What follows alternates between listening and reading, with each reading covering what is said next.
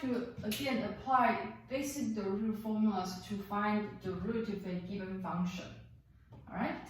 So let me write out baby steps.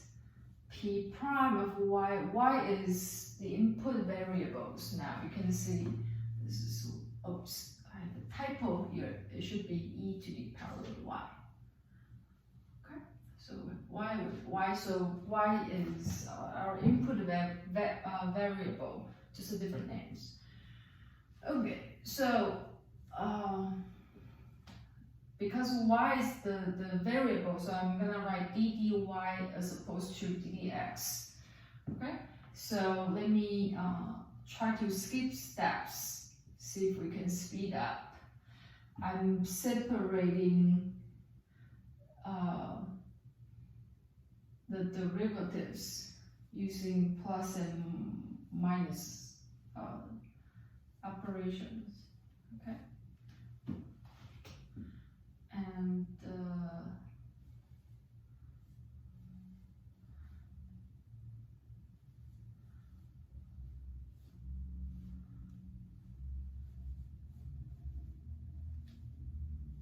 if I want, I can also just pull out the constant, right? If it's clear, if I'm very familiar with the basic formula, the rules, then I can just write this as, okay, so that's this term, as I pull out the 3 and then d dy e to the y, okay? So I'm like skipping steps. I still write baby steps, but I have a bigger baby steps as opposed to before. All right, so let's now check what we have in the parentheses. So 2 times the square root of e is a number, okay? So e is like pi. There are letters, but they refer to a fixed number. So e is roughly 2.718 and blah blah, okay? And so let's just say e is 2.718 da da da. Pi is 3.1415 da da da. Okay, so this is e is a number, pi is a number. They are not variables. So the derivative of a constant, is this on our list of formulas? Yes. The derivative of root y, we know root y can be expressed in terms of a power function. So do we have a power function on our formula list? Yes. So that's good. E to the derivative e to the y, is this on our list? Yes. Sine of y, is this on our list? Yes. So now we have break this derivative down to like the most elementary and fundamental blocks that we have. So now we can just go ahead and write down the next step. So derivative constant is equal to 0. Derivative, okay, I'm gonna write it on the side. Derivative of y to the power half, I bring down the exponent and I take out 1 from the exponent. So that altogether is 1/2 y to the power minus a half. Next one, I keep the 3 there, the root of e to the y is e to the y itself.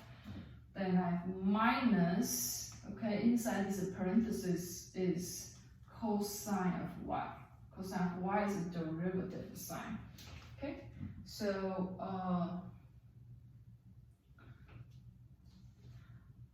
let me erase the formula that I used before. Let me just rewrite my solution again so then I can drop the 0.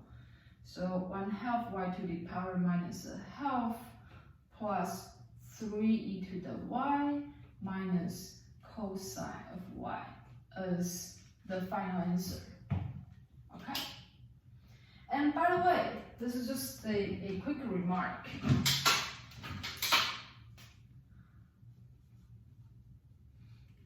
We mentioned that root y is y equal to minus a half, right?